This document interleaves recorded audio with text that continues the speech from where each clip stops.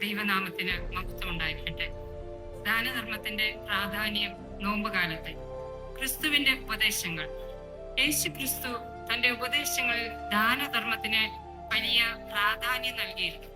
മത്തായി സുവിശേഷം 6:2-4 ദാനം ചെയ്യുമ്പോൾ അതിനെ പൊങ്ങച്ചമാക്കാതെ നിശബ്ദമായി ചെയ്യാൻ ഉപദേശം നൽകുന്നു.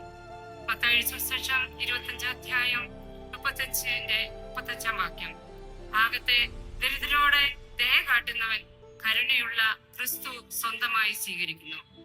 നോമ്പിന്റെ 3 സ്തംഭങ്ങൾ പ്രാർത്ഥന, നോമ്പ്, ദാനധർമ്മം എന്നീ 3 കാര്യങ്ങൾ സമാനിച്ചമാണ്.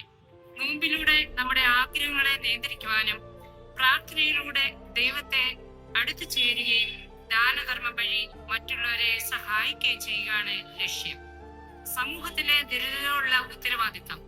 ദാനധർമ്മം ക്രിസ്ത്യൻ ജീവിതത്തിന്റെ ഭാഗമാണെന്ന് നോമ്പ് കാലത്ത് അത് കൂടുതൽ ശക്തിപ്പെടുത്തണമെന്നും സഭ അഭിമുഖപ്പെടുത്തുന്നു.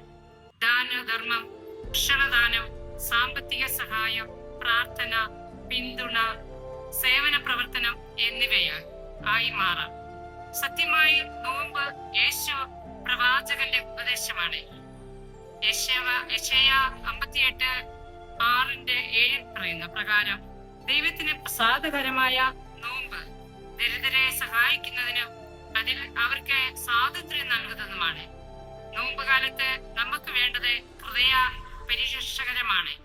ബൈബിൾ വ്യക്തമാക്കുന്നു, ദാനധർമ്മ മുഖേന ഈ ആത്മീയ പരിവർത്തനം പ്രാപിക്കുവാൻ കഴിയും. നോമ്പ് കാലത്തെ ദാനധർമ്മ പദ്ധതികൾ ദരിദ്രരെ ഭക്ഷണത്തോട് സഹായിക്കുക, അനാഥാലയങ്ങളിലും വൃദ്ധസദനങ്ങളിലും സേവനം ചെയ്യുക, സാമ്പത്തികമായി ബുദ്ധിമുട്ടുന്നവർക്ക് സഹായ നിധികൾ ഒരുക്കുക, ആത്മീയ പുസ്തകങ്ങൾ ദാനമായി നൽകുക. ഒഴിവാക്കേണ്ടത് സ്വാർത്ഥത കാണിച്ചു കൂടിയ പ്രവർത്തനങ്ങളും ന്യായീകരണത്തിന് ദാനധർമ്മം നടത്തുന്ന മറ്റുള്ളവരെ സഹായിക്കുകയും ചെയ്യുക. ദൈവം നമ്മളെല്ലാവരെയും ധാരാളമായി ഈ നോമ്പ് കാലത്ത് അനുഗ്രഹിക്കട്ടെ.